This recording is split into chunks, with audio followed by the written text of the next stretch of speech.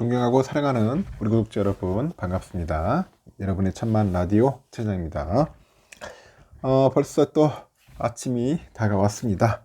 목요일 아침 시간 빨리 갑니다. 빨리 가요. 6시 6시는 항상 철회장과 함께 시작하는 거예요. 눈이 오든 비가 오든 바람이 불든 뭐 폭풍우가 쏟아져도 같이 해야죠. 같이 가는 겁니다. 아주 끈질기게 갈 거예요. 끈질기게 아주 막 질리도록 할 테니까 여러분들 같이 한번 저랑 한번 끝장을 내봅시다. 네가 이기나 내가 이기나 한번 누가 독한지 진정한 독사 오빠가 어떤 모습인지를 한번 보여주겠어요. 근데 요즘 보면 이런 게 있더라고. 어느 글 보니까 뭐 어차피 평생 쭉 가는 관계는 절대 없다. 이런 글을 보면은 조금 씁쓸하네요. 평생 쭉 가고 싶은데 평생 쭉 가는 관계가 절대 없다는 그런 이야기가 있어서 한번 보았습니다. 제가 우리의 삶을 힘들고 아주 괴롭게 만드는 것 중에 대부분이 뭐냐, 인간관계에서 오는 거죠. 인간관계. 이 인간관계에서 오더라는 거죠. 사람 때문에 스트레스 받을 때 스스로에게 해주면은 좋은 말 중에 하나가 뭐냐, 바로 이것이라고 하죠. 어차피 평생 가는 관계는 절대 없어. 절대 없어.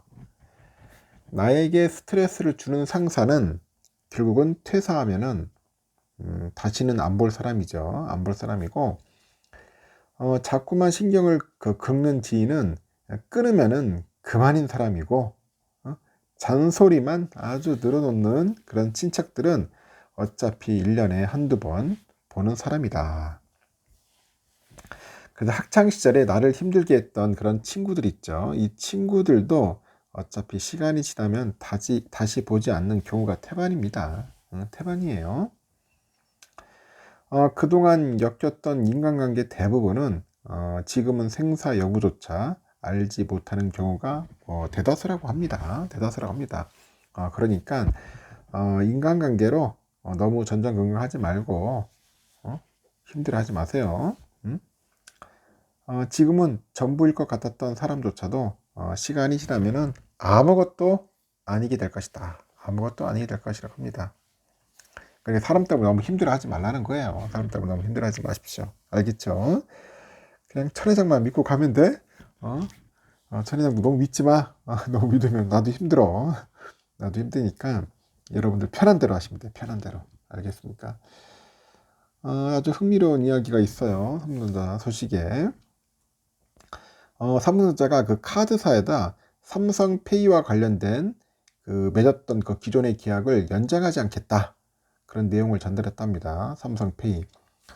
천회장도 삼성페이를 잘 쓰고 있어요. 쓰는데 저는 삼성페이를 쓰긴 쓰지만은 오히려 네이버페이를 씁니다. 네이버. 이 네이버페이하고 삼성페이랑 이렇게 연동이 되잖아요. 어차피 삼성페이 연동되어 쓰기 때문에 네이버페이가 괜찮더라고요. 그냥 네이버페이로 찍으면은 똑같이 연동이 돼서 아주 잘 쓰고 있습니다.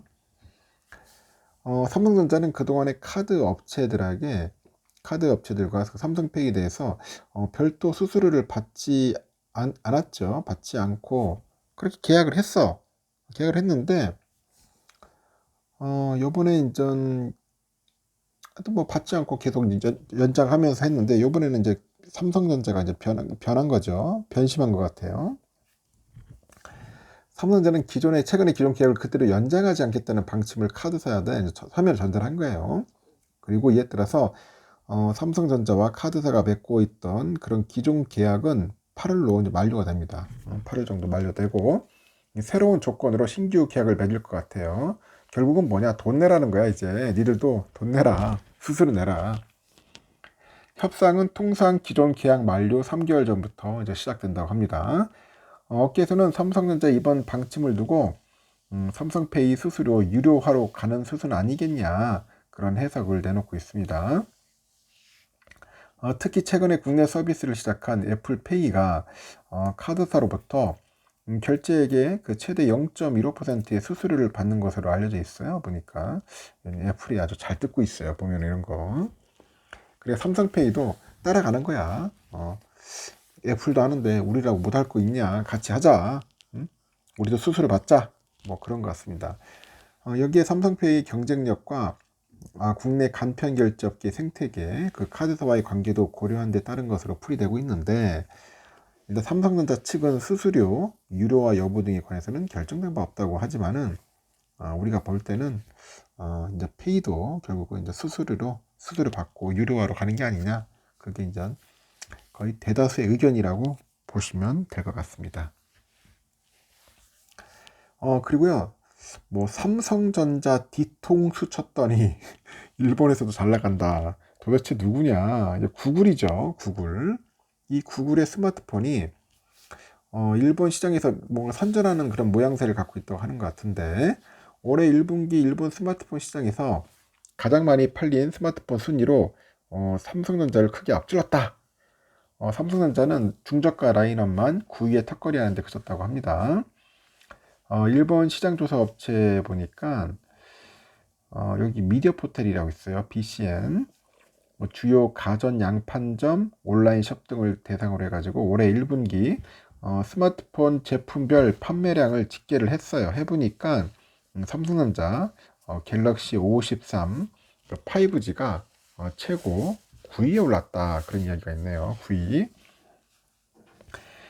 PCN 미디어 포털은 일본 전체 온 오프라인 가전 매장의 40%에 해당하는 매장의 일일 판매량을 집계하고 있어요. 일본 소비자들의 실시간 브랜드 선호도를 대략으로나마 짐작할 수 있다고 하는데, 이렇게 이게 BCN 그 미디어 포털은 구체적인 제품별 판매량을 밝히진 않고 있어요. 다만 일본 시장 출시된 갤럭시폰 가운데 유일하게 갤럭시 A53 5G만 10위권 내 이름을 올린 것으로 나타났고요. 1등은 아이폰 13, 2등은 아이폰 SE 3세대가 차지했다고 합니다. 3위는 구글의 픽셀 6A로 조사됐는데, 현지 출고가가 우리 돈으로 한 52만원가량인 구글 픽셀 6A는 삼성전자 갤럭시, 중국 오포 등을 제치고 안드로이드 폰 가운데 가장 높은 판매량을 보였다고 합니다. 올해 초 BCN 미디어 포털 집계에서 2주 연속 1위를 차지하는 등 일본 소비자들한테는 좋은 반응을 얻은 것이 주요했다고 하네요. 이에 따라서 구글의 전체 실적에도 청신호가 켜질 전망이라고 합니다. 구글은 10.9%죠. 하여튼 지난해 상반기까지만 해도 현재 안드로이드 스마트폰 판매량 순위에서 뭐 샤프, 소니, 삼전, 오포에 이어서 5위에 불과했어요. 구글은 지난해부터 본격적으로 이제 하드웨어 시장 진출을 확대하는 그런 모습을 보이고 있습니다. 지난해 10월 스마트폰 픽셀 7이죠. 픽셀 7 시리즈와 함께 자사 첫 스마트워치인 픽셀 워치를 출시했고, 삼성전자랑 그 사업 영역이 충돌하고 있어요.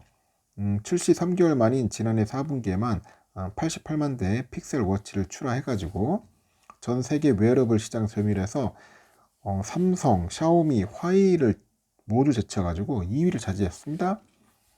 그래가지고 글로벌 시장 조사 업체 따르니까 구글의 웨어러블 시장 점유율이 벌써 8%를 기록을 했다는 거죠. 10일에는 자사 첫 폴더블 스마트폰도 공개를 하면서 이제 폴더블 폰 그 시장에서도 삼성전자 탑5에 도전을 합니다. 삼성은 지난달 20일 삼성전자 로고를 전면에 내세운 갤럭시 S23 이거를 일본 시장에 출시하면서 일본 공략에 본격적인 시동을 걸었고, 아이폰 주요 고객인 Z세대를 겨냥해서 일본 전역에 팝업 스튜디오라고 불리는 간이 체험관 열어줬습니다. 열었고, 하라주쿠 갤럭시 체험관에는 BTS 팬들을 위해서 전시관을 열어가지고 일평균 2,000명 정도의 고객을 모으고 있더라. 그런 이야기가 있습니다. 뭐 금방 따라잡을 거예요. 저는 걱정하지 않습니다. 그리고 올해 그 외국인 투자자들이 삼성전자 주식을 쓸어 담고 있어요. 요즘 줍줍하는데 국내 반도체 경기가 저점을 지나고 있다는 그런 전망이 이제 잇따르다 보니 얼어붙었던 반도체 투자 심리가 뭔가 풀리는 모습입니다. 삼성전자 실적은 2, 4분기를 저점으로 해가지고 하반기부터 개선이 기대된다는 평가죠. 한국거래에서 따르니까 삼성의 외국인 지분율이 51.97%로 집계됐고요. 지난해 1월 5일 이후 15개월 만에 제일 높습니다. 삼성의 외국인 보유 비중은 지난해 9월 49.24%까지 떨어진 바 있는데, 2020년 11월에는 56.63%에 달했던 거와 비교해 보니까 한 7% 넘게 이제 하락했었어요. 조금 하락을 했었고요. 올해 들어서 외국인 애들이 이제 삼성전자를 적극적으로 관심을 보이는 거야. 그동안에 관심 안 보여주더니 이제 러브콜하는 거예요. 올해 외국인의 삼성전자 그 순매수 금액이 8조 한 1,496억 정도 됩니다. 외국인 순매수 1등. 삼성을 매도하기 바빴던 지난해와 확연히 다른 모습인데 외국인은 지난해 삼성전자 주식을 8조 한 7,100억 정도를 이제 팔아치운 바 있어요. 이렇게 외국인의 러브콜에 힘입어서 주가도 상승세고 올해 들어서 삼성 주가는 55,300원에서 64,600원으로 한 16.8% 올랐습니다. 이렇게 반도체 경기가 저점에 다다랐다는 기대감에 투자 심리가 모이는 것으로 분석이 됩니다.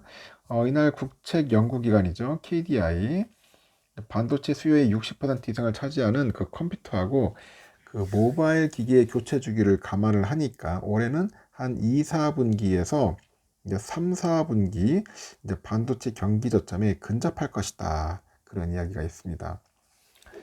증권사들도 삼성에 대한 눈높이를 올리는데 지난달에만 BNK, IBK, 키움, 유진, 다올, 신영, 하이투자증권, KB증권 이렇게 해서 8개 증권사가 목표 주가를 상향 조정을 했습니다. 조정을 했고요.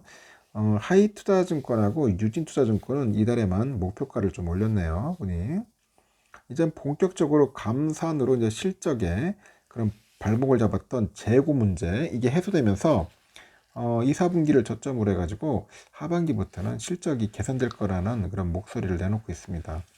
삼성은 지난달 초 잠정 실적을 발표하면서 공식적으로 이제 감사를 선언한 바 있죠. 실적 부진은 2, 4분기까지 진행될 것이라고 하는데 의미 있는 감산과 고객사 재고 감소로 하반기부터는 주문 그 재개가 가능해지면서 3, 4분기부터 실적 개선이 가능할 것이라고 보고 있고요. FN 가이드에 보면은 그 올해 2, 4분기 삼성의 영업이익은 2,665억 정도로 전망되는 것 같아요. 1, 4분기 영업이익 6,400억 정도 됐죠. 이것이 이제 2009년 1, 4분기 이후 처음으로 1조 원대로 주저앉은 이후로 두 개 분기 연속 1조 원 이하네요. 그렇게 보는 것 같습니다. 워낙 안 좋으니까 좀 실적이. 하지만 그 3, 4분기에는 한 3조 한 7,100억 정도로 이제 크게 개선되지 않겠냐 보는 것 같습니다. 반도체 회사들의 감산 효과가 물리적으로 더욱 본격화될 올해 중순부터는 실적이 아니라 실질 수급이 개선되는 모습이 나타나지 않겠냐 보고 있고 목표가를 83,400원에서 84,000원으로 올려 잡은 겁니다. 2, 4분기 감산에 따른 공급 축소 효과로 삼성의 메모리 반도체 재고는 감소 추세에 들어설 것이고요. 향후 실적과 더불어서 그 재고에 대해선 그 불확실성도 해소될 것이라고 판단을 합니다. 향후 주가 방향성도 긍정적으로 기대되기 때문에 저점 매수 전략이 필요하다는 조언도 있고요. 그 삼성전자의 의미 있는 감산이 구매 심리를 자극하면서 연내 가격 상승을 이끌 것이라고 하는데 이 메모리 고정 가격 상승이라는 방향성에 초점을 맞춘 저점 매수 전략이 유효하다. 뭐 그런 이야기들이 있다고 합니다. 하여튼 외국인들 몰려오니까 나쁘진 않는데 하여튼 흥미로워요. 다시 한번 이야기해 보면 이제 메모리 반도체 그 감산에 따라서 이제 반도체 가격 인상 효과가 이르면은 한 2분기 말이라고 했죠. 2분기 말부터 나타날 수 있다고 하는데 대만의 그 트렌드포스가 그래요. D램과 낸드 플래시의 감산 효과가 수요 위축, 이 수요 위축을 따라잡지 못하고 있다. 일부 제품의 그 평균 판매단가죠. ASP. 이 ASP가 2분기에 추가 하락할 것이랍니다. 추가 하락할 것이다. 그렇게 내다봤어요. 메모리 반도체 세계 1등 삼성이 감산에도 불구하고 수요 기업들의 그 쌓아놓은 재고가 아직 해소되지 않고 있다는 뜻이죠. 트렌드포스는 그래서 이에 따라서 올 2분기 D램하고 그 낸드 플래시 가격이 1분기 대비 한 13에서 18%, 한 8에서 한 13% 정도 하락할 것으로 보는 것 같아요. 트렌드포스는 그 2분기 D램 가격이 한 10에서 15%, 낸드 플래시는 한 5에서 10% 정도 떨어질 것으로 봤는데 전망치를 더 끌어내린 것 같습니다. 웨이퍼 투입에서 메모리 칩 생산까지 통상 3개월이 걸리기 때문에 감산 효과가 시장에 영향을 미치는 시점은 빨라야 석 달 이후다. 삼성이 3월부터 본격 감산에 들어간 점을 감안하면은 본격적인 가격 인상은 2분기 말부터 나타날 수 있다고 합니다. 최근에 메모리 반도체 가격은 삼성이 감산 발표 이후 깜짝 반등한 뒤에 대체로 내림세를 타고 있어요. D램 익스체인지에 따르니까 PC용 D램 범용 제품의 4월 평균 고정가가 3월보다 19.89% 내린 1.45달러로 집계가 된 거죠. 낸드 가격도 하락을 하네요. 메모리 카드하고 이동식 저장 장치 등에 쓰이는 그 낸드 플래시 범용 제품 그 4월 평균 고정가가 3.82달러로 전월보다 한 2.9% 내렸죠. 삼성이 감산을 통한 공급 축소 효과는 2분기 말부터 점진적으로 나타나 가지고 하반기에는 극대화될 것이다. 그렇게 내다보고 있는 것 같습니다. 좀만 기다려 봅시다, 여러분. 기다리다 보면은 좋은 날이 올 겁니다. 하여튼 어렵고 힘든 시기 잘 극복해야 합니다. 현명하게 극복해가지고 그 좋은 날을 위해서 한번 우리가 좀 참고 견디는 수밖에 없어요. 하여튼 여러분 수고하시고 오늘도 좋은 하루 되길 진심으로 기원합니다. 감사합니다.